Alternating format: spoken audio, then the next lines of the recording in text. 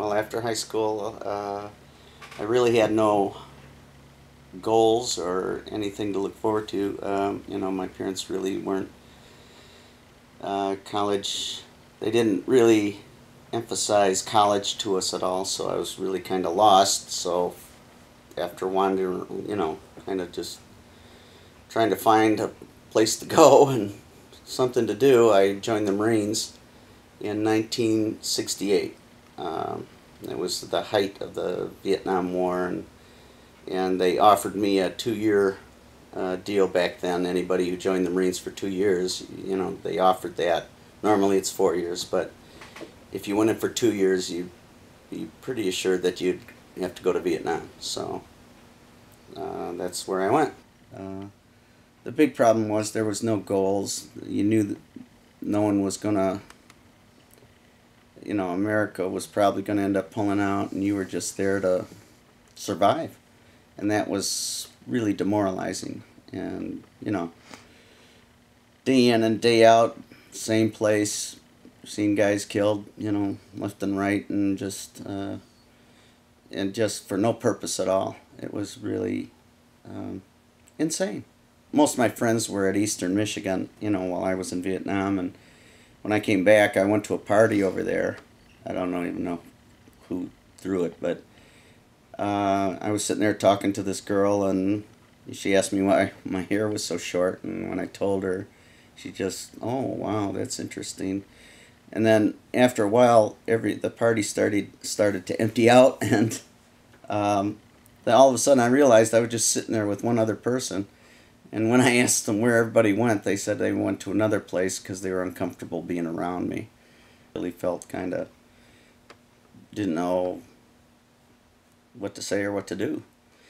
In fact, that's one of the main reasons I joined the Detroit Police Department, because I really didn't fit in anywhere. You sat in the back of the scout car to get, orientated, and with two older guys, and I went home that night white as a ghost. I really didn't think I could get used to this. I was shocked that this stuff went on in America. I was just blown away by it. But the sad part is I did get used to it, and that's what I did for 14 years. People don't know, they never will know what goes on down there, and it's unbelievable. It really was. I can't even begin to tell you. I don't think I would anyway. I broke my back during a high-speed chase, a couple times actually, so they decided they couldn't take a chance anymore and have me, paralyzed, so they retired me.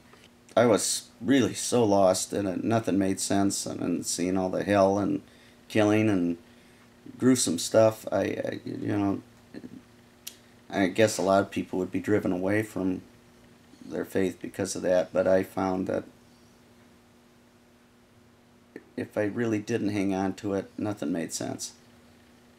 And when you see evil, it's kind of interesting. When you really see evil eye to eye, and you can really see a person that really has evil in them, and yes, they're out there.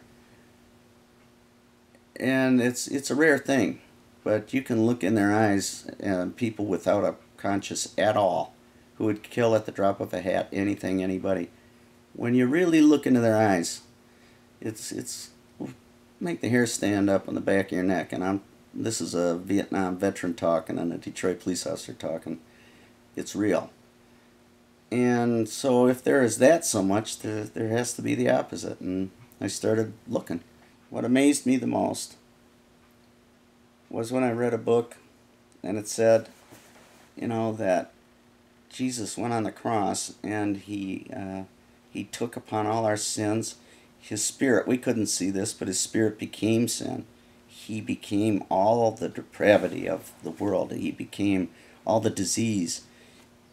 And it says in there that this actually pleased God to see this. And that kind of stunned me. And if you think about it, it pleased God to see this happening to his perfect son. And why? Because he was getting us back. And that, to me, sums it up. I had met my wife, and we decided to take all our money and go into business for ourselves. And I looked around and decided that the best hottest business there was. Oddly enough, for me, it was a franchise of the maid service. So we bought 3 franchises of the maids, and we went into business, and we did pretty well. If you can trust him and work with him, it really works